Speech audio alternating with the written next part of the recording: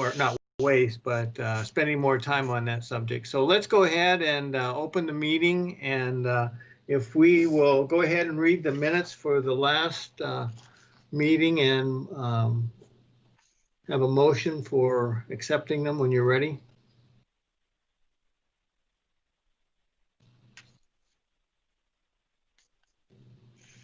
I move approval. Second, anybody? I can second. Okay, all in favor, say aye. Aye. Any opposed, say nay. Okay, hearing none, the meeting minute notes have passed, and let's move on to this extremely big agenda we've got. Discussion of the COVID-19 outbreak and where we stand at presently, and with all of the information. So Christina, you want to share with us what you've got as far as some of the things with the board, not the board, but the health department startup, and where you stand with all of those issues? Just kind of a brief comment. Well, and it will be brief. So at the end of December, the city approved adding back health department staff members to the pay plan, which is something that we're required to do. We can't post a job until the city has it in their pay plan. So that was added at the last council meeting in December. The city is now putting together all of the things they need in order to post those jobs. Hopefully we will be able to get some of those first staff members hired in February. You know, I say hopefully because, you know, I'll honestly say, one, we don't know who's going to apply. We don't know how many applications we're going to get. And, you know, sometimes when we choose somebody that we love and is great, it takes forever for their background check to come back. So, you know, some things take a little bit longer than others. But hopefully we'll be able to get some of those people in, like an epidemiologist and some additional nurses or a planner, someone like that, starting in February, which would be, of course, a huge, huge help with everything that's going on right now. The city is actively working, trying to get ready for vaccine. And the state, of course, made some announcements today. The city is not approved for Pfizer vaccine. We're hoping we're going to be able to get the Moderna vaccine. However, Moderna is not available to the public health departments at this time. We've been told that the earliest that's going to happen is end of the month, possibly beginning of February. However, the state told us on a call today that the honest answer is they put in a request for vaccine for the entire state yesterday, and we're told that they put in a request for an order that was probably 10,000 more doses than they were going to get. So, you know, as wonderful it is that, you know, additional people have been added as being eligible to get that vaccine, you know, the state just doesn't have the vaccine coming in at the levels we need in order to vaccinate all of those people. Right now, I think they're estimating that there's about 500,000 people in the state of Missouri that fit into that phase 1A. The phase 1B tier 1 that they announced today, which is those first responders, they're estimating another 200,000 will need to be vaccinated there. And then the phase, forgive me for not remembering all of them, but phase 1B tier 2, I believe, are those that have the comorbidities. There's 2.5 million people that on Monday, in addition to the ones that are already eligible, 2.5 million people in the state of Missouri will become eligible on Monday. We obviously don't have 2.5 million doses of vaccine. You know, last week, the Jackson County had 975 doses. So, you know, we're a little behind where we would like to be. I'm sure Dr. Nelson and Dr. Morris and everybody else probably has a better handle on this, but we are trying. We are jumping through the hoops with the state as they ask us for them. We are doing it. And we are trying to move forward. We are also trying to move forward with testing. We were able to get some funding through Mid-America Regional Council to do additional testing clinics for the city. So we are testing on Saturdays. We tested last Saturday and all of our spots were filled. We're going to test this Saturday, and I am confident that all of our slots will be filled. We're going to test every Saturday through the rest of the month, and then we're going to run out of money. And it's kind of the same story across the region. Other public health directors have also said that they are out of money, that the CARES money left, and they ran through it all, and now they have a choice between giving vaccine, which is being provided to them for free, or providing COVID tests, which they don't get for free. And so a lot of them with limited staff are choosing to just do vaccinations and allow testing to be in the realm of, hospitals and doctors' offices and urgent cares. The city, since we don't have vaccine right now, we are taking any additional money that anybody wants to throw at us to do testing. We are more than happy to try to fill that slot. So that is where we are. Now, you said you weren't qualified or able to get the one vaccine. So the Pfizer vaccine is the vaccine that has to be kept at ultra low temps. We did have some area facilities that offered to allow us to use their ultra low freezer in order to store it. But that made the state kind of leery to allow us to have it because it would not be stored on site where our vaccine coordinators were and where our staff were in order to do monitoring.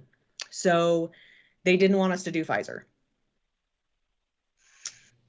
Wow.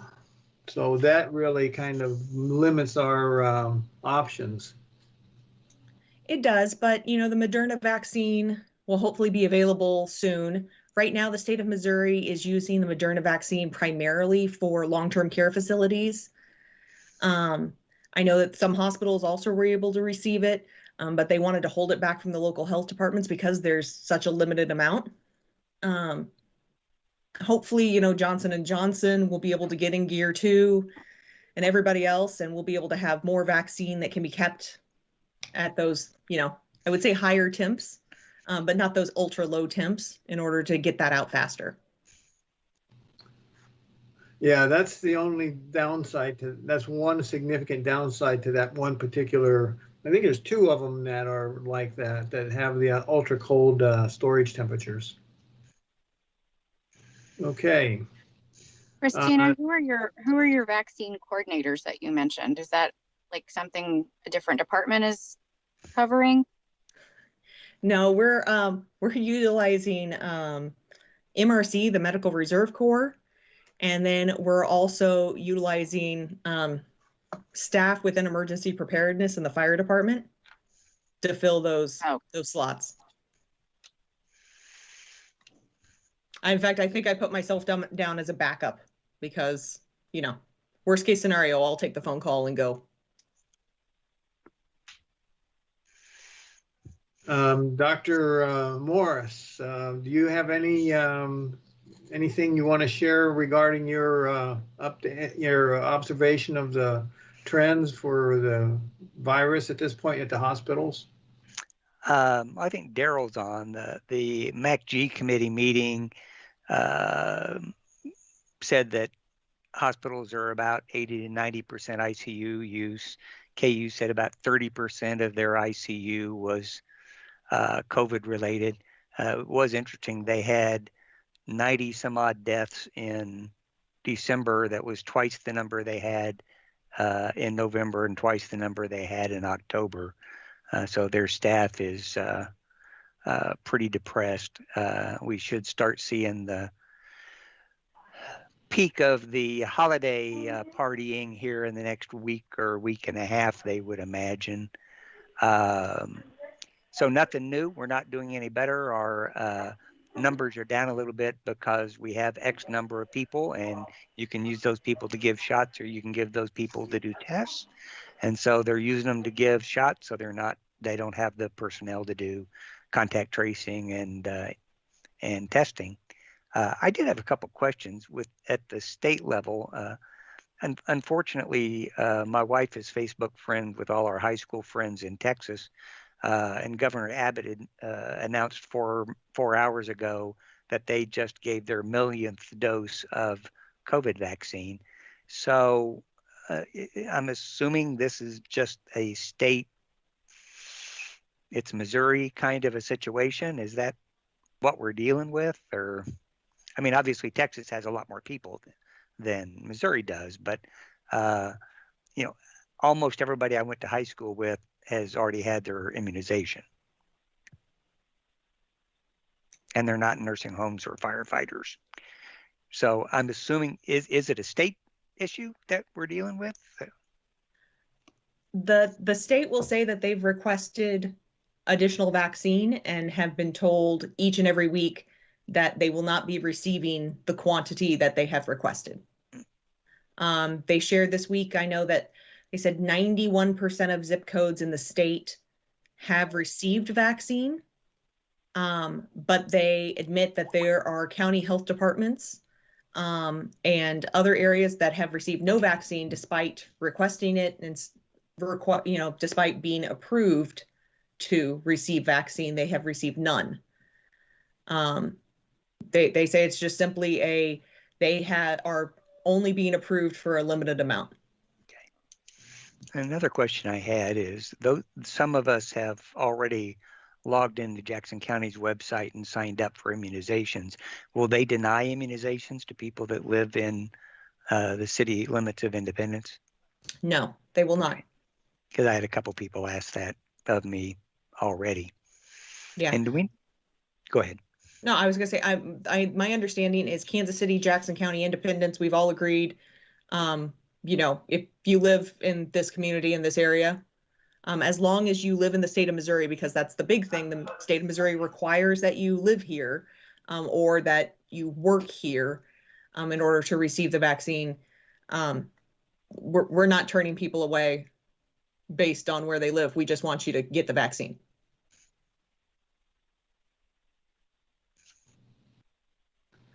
Any other comments? Okay. At this point, I'll just have a little update on Dr. Potts. I called and talked to Barb, and she said he was still in the hospital. I eventually was able to get a hold of him, and he's still pretty sick. He's getting better, but he's definitely not out of the woods yet. And so, anyway, Barb appreciates any prayers that come his way. And I think they, if I remember this correctly, he was in the hospital, and 2 days after Christmas, the 27th is their anniversary. They've been married 67 years. Wow. So anyway, just a little update. Any other things that we need to discuss? Any new business? Any thoughts that someone has you want to discuss or bring to the table? Hey, it's Daryl. I can give you a quick update locally. I didn't get off mute quickly after Terry reported. So just like he heard across the city, we had a record number of deaths in the hospital in December. We normally have 30 or 35 inpatient deaths at Centerpoint on any given month. We had 64 deaths. Of those, there were 19 directly tied to COVID. I think I reported to all of you a couple of months ago, we got back in the inpatient care of COVID because our sister hospital at Research was at their maximum capacity. So, and just as Terry reported, we are all holding our own here. We're frankly fairly relieved that we've gotten this far into January and have been in the 90-ish% range ICU capacity-wise. I was on the citywide CMO call yesterday, and everybody is generally holding their own. I would say anxious, as also Terry reported, to get about another week under our belt, and then we feel that'll be the kind of period of second wave exposure from the record holiday travel on Christmas Eve. And if we get past that, then we should be back into kind of the more typical transmission rates that are a little more predictable than when you have mass travel happening. So I think everybody is holding their own. And then in the midst of all this, we got vaccine delivery, and we got Moderna first supply right before Christmas, and vaccinated about 2,200. Our second allotment was canceled and reallocated, as Christina referenced, per the state's pivot to skilled nursing facilities. So we got through all of our primary healthcare providers and started getting peripherally out into the community, and picked up some first responders and staff within clinics. Just so all of you know, kind of the tenor of all this, we actually took some heat from Adam Chambliss at the state, because somebody sent a copy of a message to him that we had sent out stating we were going to start to do some first responders, but we had adequate vaccine and unfortunately did not get the uptake from our primary hospital staff that we anticipated. We thought we'd get about 70% utilization given a survey we'd done prior, and it was actually closer to 50%. So we obviously weren't going to let vaccine not get into arms. So we went ahead and pushed forward and picked up a number of police, fire, and EMS. We then went ahead and put a secondary request in, and our sister hospital Research did get an additional flat of Pfizer vaccine earlier this week, which is 975 doses.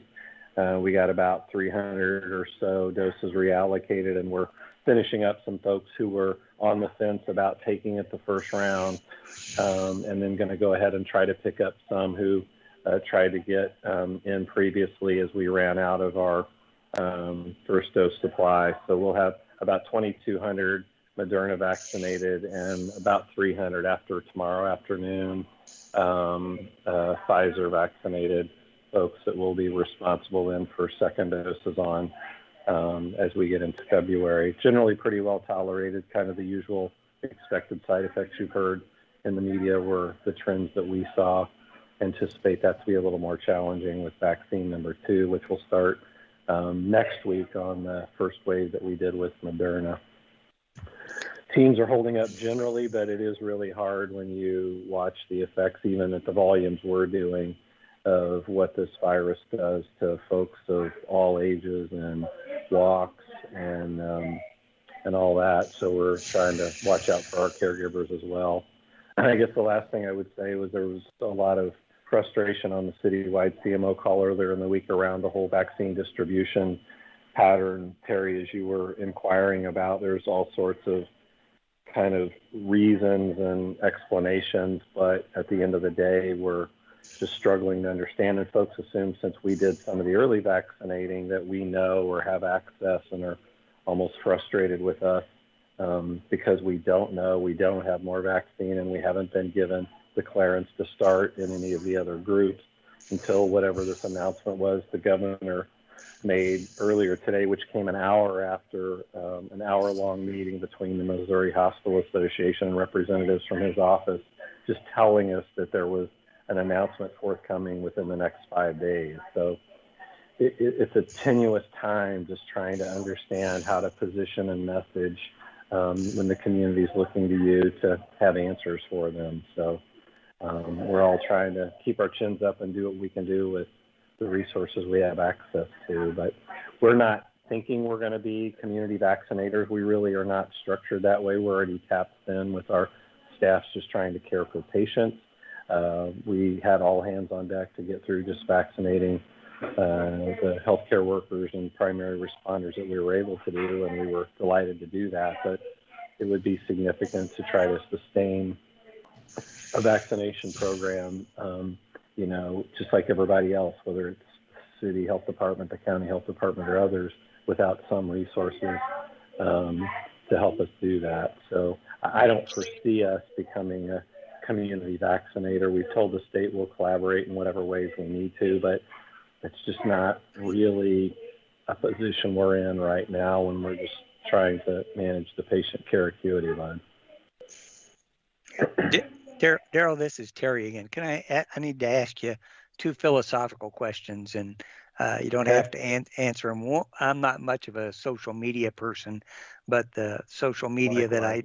that I do follow is physician related, and independent practitioners are just about ready to fall on their swords because they can't get vaccinated. Yeah. You know, if they don't have a hospital So, affiliation, then are we so helping with that? we did our best to sweep those. We used our physician liaison, Brian Murray, who's worked in the community for 7 years, to try to help us get beyond the 703 physicians and advanced practice providers who hold some sort of appointment on our medical staff, whether that's active, ambulatory, or elsewise. So we did our best to try to sweep those. I had a number of outreaches from unaffiliated primary care practices, Yeah. most of whom, by the time I got back to them and got some vaccine access, told me that Kansas City Cares had created access for them. We've also tried through just other community kind of networking avenues to get the word out. So we got to some, probably not as many as we could, just because they're harder to identify. As you know, when you're on staff, it's a lot easier because, you know, I can click a couple buttons and see you, but we have more and more who don't affiliate with hospitals anymore with the advent of hospitalists and other hospital-based services. So it's been a little more challenging for us to get to them, but the ones we were able to connect with, we've done them and their office staffs so far. Terrific. The other question is an FDA question, and like I said, I understand if you don't want to answer it. The CDC, I guess, came out last week saying that they would recommend delaying the second dose instead of 3 or 4 weeks. Just delay that and go ahead and give primary doses to people rather than giving the second dose at the appropriate time. I've not been able to find any data that says that's a particularly good idea. Yeah. Any thoughts? Yep. Yeah, we're struggling with data to answer the question too, because we even have just some internal questions about folks who may have conflicts as it relates to timing of their second doses with travel, health obligations that may contradict getting number 2 right when you should. So we're trying to grapple with those on an individual basis. We know, I think, as you've seen from the data, that the first dose response at 6 months at initial follow-up and then 6 months showed that there was typically 65 to 80% immunity, and then you boosted it up closer to 95 with both Pfizer and Moderna. There's some question about lasting immunity, I think, in Moderna in patients over 65. So there's a lot of pieces of data around those discussions that kind of beg the question of what's the right thing to do. And I honestly, personally, am not sure I know either, Terry. I have to tell you that we told everybody who came through our clinic when we vaccinated them that we would have dose number 2, because at the time we were told that if we got a single dose at our institution, that there was a warehouse second dose that was protected for every first dose that was sent, and that we could count on that. So as we watch this evolve, I'm swallowing hard just personally, because I stood in our vaccine clinics and answered that question probably almost as often as I answered anticipated side effect questions for the folks who were coming through. So I think it's a tough one for sure about, do you try to get some immunity for more, or do you try to get those who are coming through more fully immunized?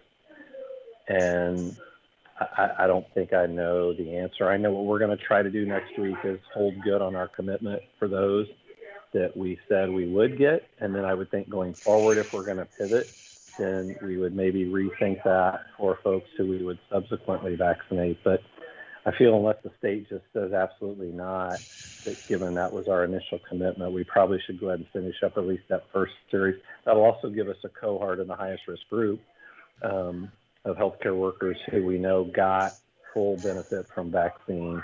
And then I think maybe folks who could argue may or may not need that.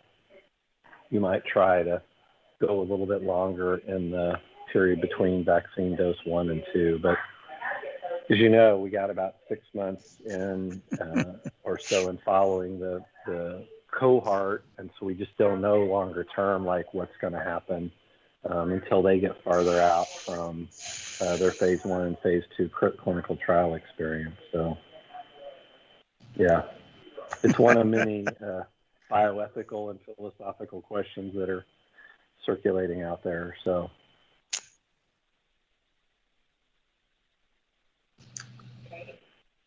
Okay. Any other comments or thoughts anybody wants to share before we bring the meeting to a close here? Okay, well, this is probably one of our shortest meetings. I can't remember too many half-hour meetings. Okay, if everybody is in like mind, let's all say aye and close down our computers and everybody go home, so to speak. You're already there, I'm sure. Have a good evening. Be safe. Exactly. Bye-bye. All right, take care. Bye-bye.